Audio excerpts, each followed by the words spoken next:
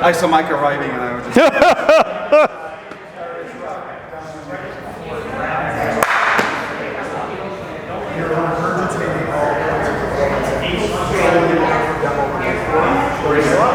You need to demo the movement without talking at all. And you start doing the punch before. One more.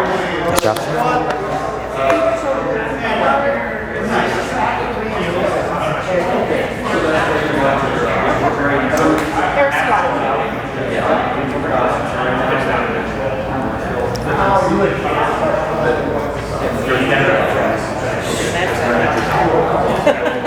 You two are so giggly in love over here. I love it.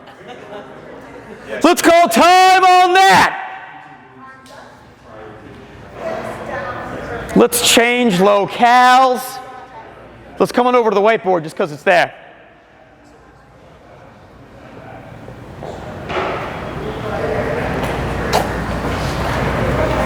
I'm looking for a volunteer to share with me if that second breakout went better than the first and why.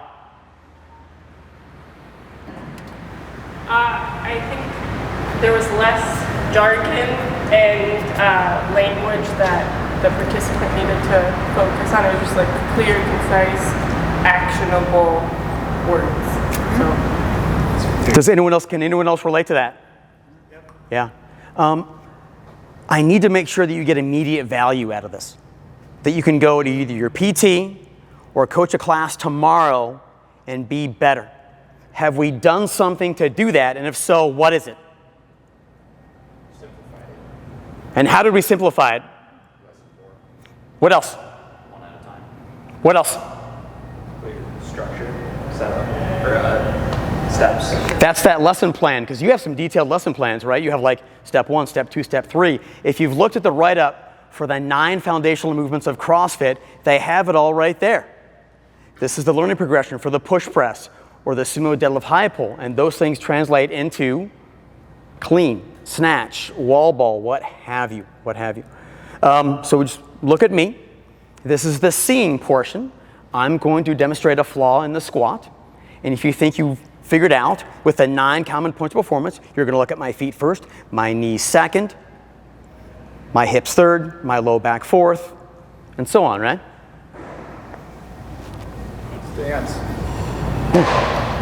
I made it pretty obvious, right? That was stupid obvious. That, because the range of motion might be symptomatic of the stance. I trained a really tall person back in the day. My head's super low. What are you talking about? That's a deep squat. So we fixed that with some squat therapy. I got a ball, like, put your butt to the ball. Oh, that's really low.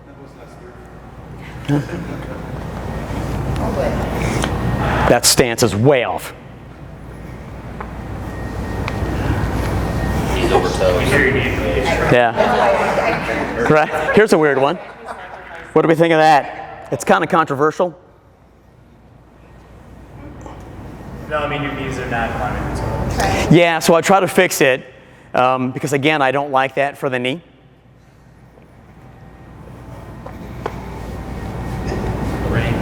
Murph squats. They're working hard. That's not the day we're going to fix them, right?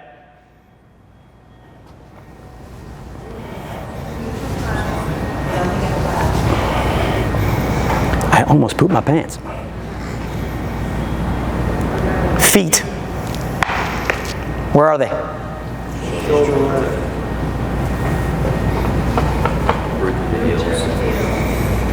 Look at this part of my shoe.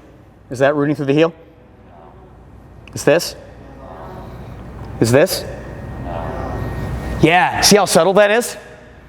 Do I need to relearn how to teach the air squat? Absolutely. One of my mentors. Sorry, can I ask you a question? Yeah. If an athlete could hit all the points of performance, but they have a super narrow squat stance, do we still want them to have their feet shoulder width? I want every athlete I train to show me they know how to control their body in space and to be able to do at least a few reps the way I want them to do it.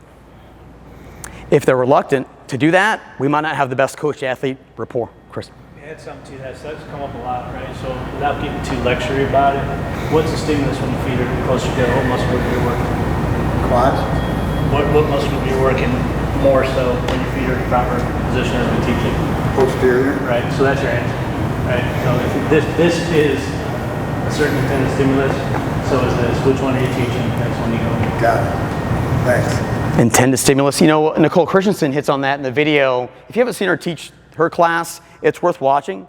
It's not how we teach every class, but every now and then it'd be really fun just to do that, to get like really coach heavy. She has a guy that can't do the strict, and she has this authentic conversation. And I don't think that guy had a very good experience, if I'm honest with you, but I'm not him. I can't. Do you remember the handstand push-up? Was it Paulo or Carlo? Yeah.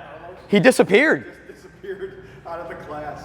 That's not a good sign, is it? He was sick.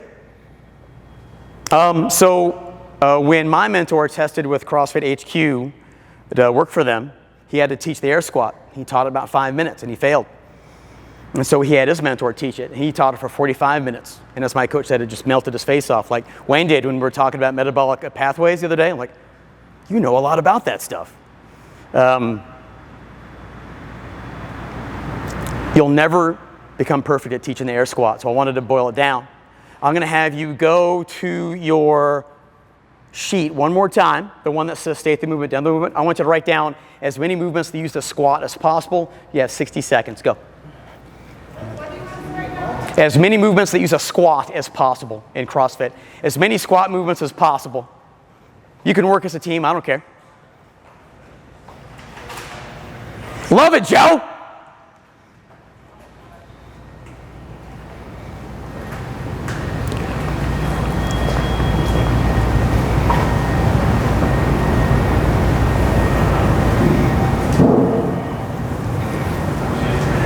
How many movements use a squat?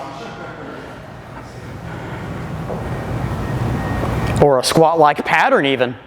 What?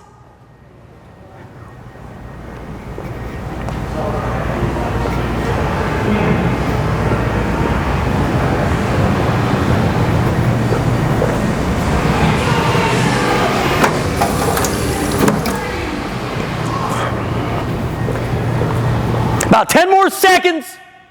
We're going to see who gets the most.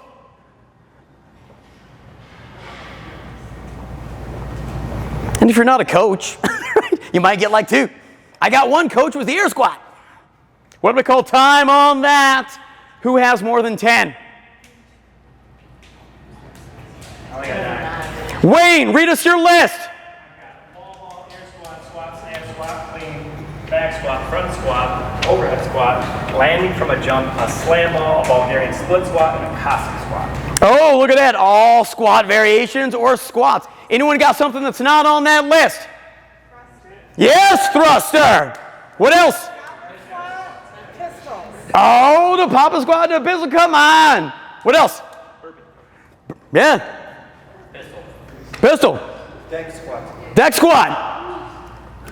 So the squat we use in CrossFit pretty much every day you come in some capacity. If people struggle with the squat, they're going to struggle with what? 15 different movements? The more they struggle, the more likely they are either to have a bad experience and feel bad about what's happening and go home and quit. We don't want them to quit because we think we have the secret to life.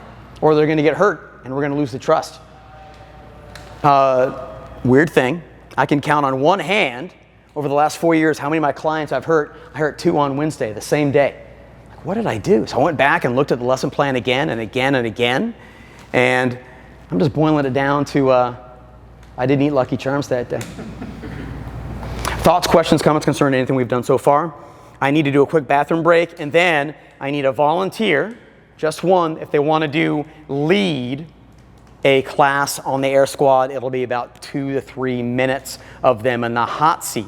You would only want to do this if you want to get better at teaching classes with large groups, and you want to do it in a safe environment where you can make a mistake and improve it.